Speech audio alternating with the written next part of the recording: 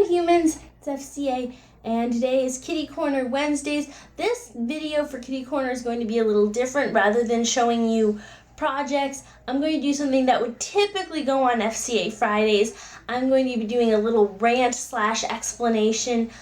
There's a lot of things on the internet related to things your teacher won't tell you, things your barista wants you to know, and all of those sort of natures of things. So today I'm going to tell you all of that stuff, but for Kitty Corner Wednesday, I'm going to tell you about your daycare teacher or your babysitter.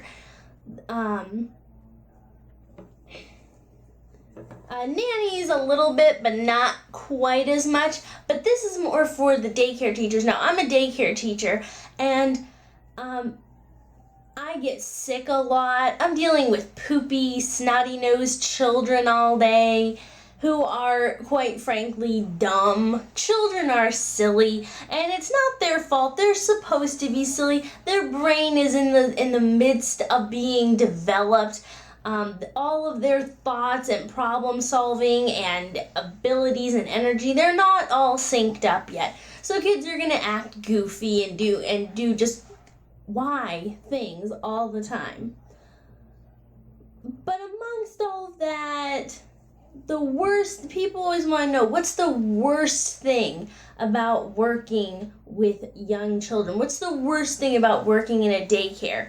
And it will always, no matter what, when you're working with children, whether you be a camp counselor, whether you be a babysitter or a daycare teacher, if you're just a regular, elementary school age teacher, the hardest thing about working with children is their parents. Parents are the worst thing to happen to children sometimes. And here's why. Because there's lots of different kinds of parents, but the ones that drive me crazy are the ones that, A, are complete hypocrites about their children. They're completely in denial about their children. Or 3, they don't care about their children. These are the types of parents that I have to deal with that make my job absolutely insane. Now, the hypocrite parents, these are parents who care about their kids, but know that they do stuff that they don't want me to do. For instance, now there are some things that are protected by the law, like I'm not going to spank your child, I'm not going to hit your child, I'm not going to abuse your child, because that will result in job loss and unemployment forever. There's going to be a trail on my record for eternity if I do that. I'm not going to do that because I'm intelligent. There's cameras for a reason, and those cameras capture things. So if I'm being abusive, someone is going to find out, and it's going to be the end of me. I don't want that, so I'm not going to do it. But parents need to understand that 2-year-olds especially, because I have problems with 2-year-olds, is your kid is going to be running around with other children. The daycare setting is so different from the at-home setting. Think of how many kids are at your home. I know that there are the very rare exceptions of people who have, more than 6 kids in a household. In my daycare, I have 15 children in my room. And not by myself. There has to be 3 people with 15 children in the state of Ohio. But there are 15 children enrolled in my room. And I normally deal with about 12 to 13 of them on any given day. Your child, if they've never been in daycare before, never been away from you, children have separation anxiety. So for me, I have problems with parents when I tell them, oh yeah, your kid was crying all day, they were really upset all day today, and then the parent gets mad at me. Listen, I'm not the one who abandoned your child in a facility that they didn't know about. They just woke up today and got dropped off with a stranger. That's not my doing. That's your fault. And this, I know that makes parents feel bad, because I know that the outrage of the internet's going to be like, parents don't want to put their kids in daycare. They have schedule conflicts or loss of a loved one or something that happened and they didn't have any choice. They didn't want to do that. How dare you say that to them? That's from a child's perspective. They woke up, you abandoned them with someone they don't know. They don't understand that it's temporary, especially when it's their first time. So they're going to be upset. They're not going to be playful and, wanting to eat and all that kind of things. And you have to allow your child to get over that. Second, we have rules. Daycares have rules and policies, state policies. These vary state by state. So if you live in a different state other than Ohio, some of the rules that I have to follow are going to be different from yours. But those state rules that I have to go to classes throughout the year. Every year that I work in a daycare, I have to go to classes to learn about these laws, and we get inspected on these laws. These things happen. Children act differently. Sometimes they act a little worse because they think they can. And sometimes they can't, because if your discipline method is to spank your child, I can't do that. I can only put them in timeout. I'm not even allowed to put them in the corner, because in the state of Ohio, that's considered abandonment and abuse in a daycare facility. But I'm supposed to put them in timeout according to their age. And I'm not allowed to deny them food. I'm not allowed to deny them playground time or outdoor time. I'm only allowed to put them in timeout for 2 to 3 minute increments. So your child might, because they're acting out about this, about their discomfort, they might not stay dry. How they're potty trained at home is different than potty training in a daycare center, where sometimes they don't have access 24/7 to a potty, because I can't just run in with your one child when they need to go potty. I usually have to take 4 of them, and I have to wait for those children. They have to stay with me. I have to make sure they're in my sight. And so getting to the potty can be difficult if we're outside playing and things like that. If they don't go potty, I really want to be able to just leave your kid on the potty for as long as they need to do their business. But I have 13 other children that I need to attend to who need to go potty right now and who are going to go.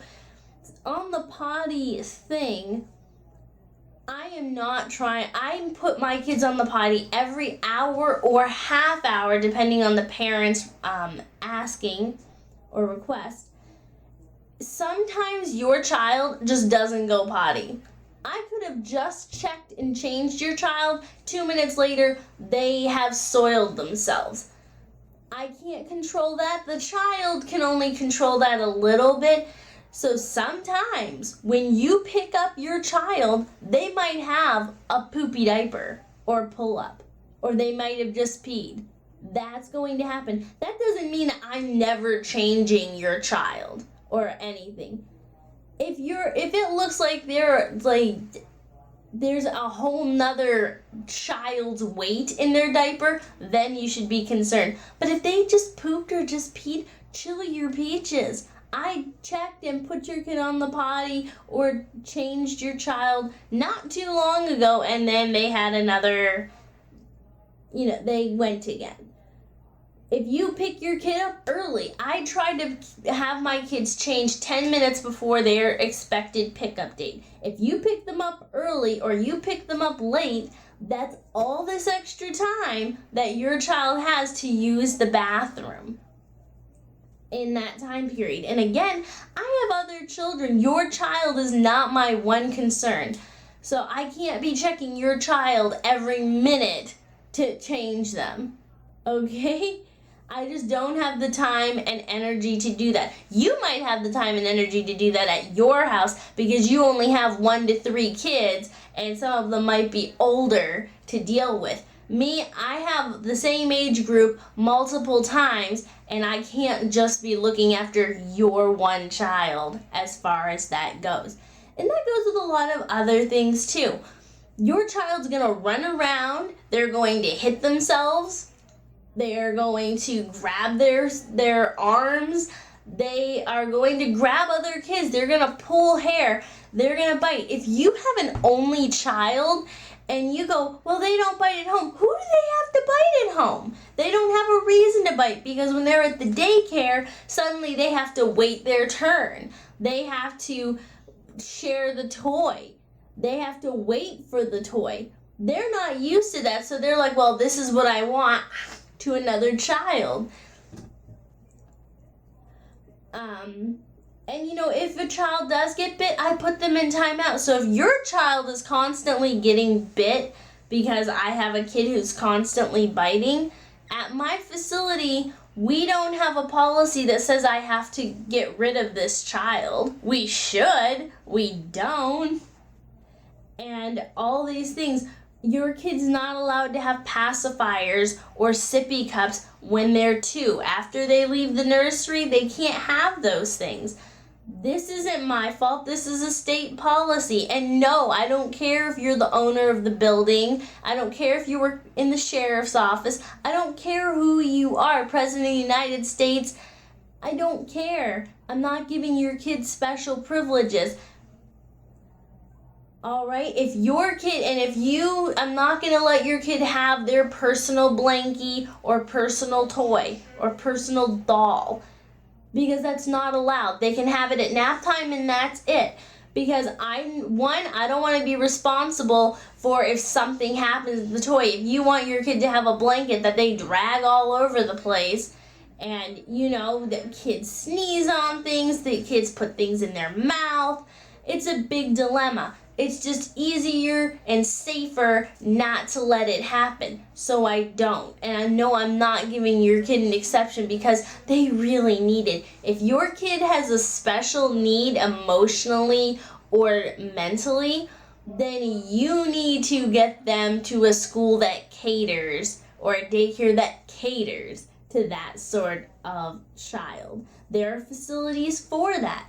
My facility is not one of them, and we tell you that up front. If your kid has some sort of disability, it's not that we don't care, but that's not something that we attend to. So make sure you know the daycare facility you're putting your kid in, and if they do have special needs, we can recommend you to places. We have phone numbers and addresses and titles of places that you can go to, but our facility is not it. So remember, your kid's not the only kid that I have to attend to. Kids are going to be kids. They're going to run into each other. They're going to argue. They're going to trip over their own feet over absolutely nothing and get little bumps and bruises. And sometimes your kid's going to soil themselves right before you come in and pick them up. It's not always that I'm being neglectful. It's that sometimes life happens and you just kind of have to deal with it. And as a good daycare worker, I will ask, do you want me to change your child real fast? Do you want me to check them before you leave? Whatever.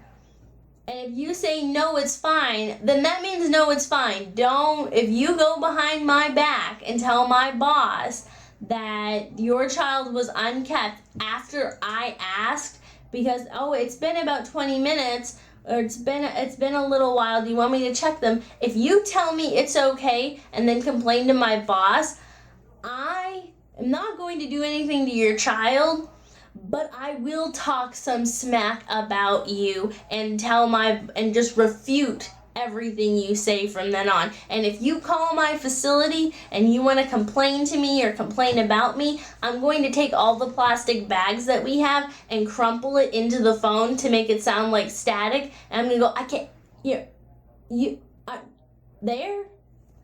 And I'm going to hang up on you. Is that terrible customer service? No, you're being a terrible customer.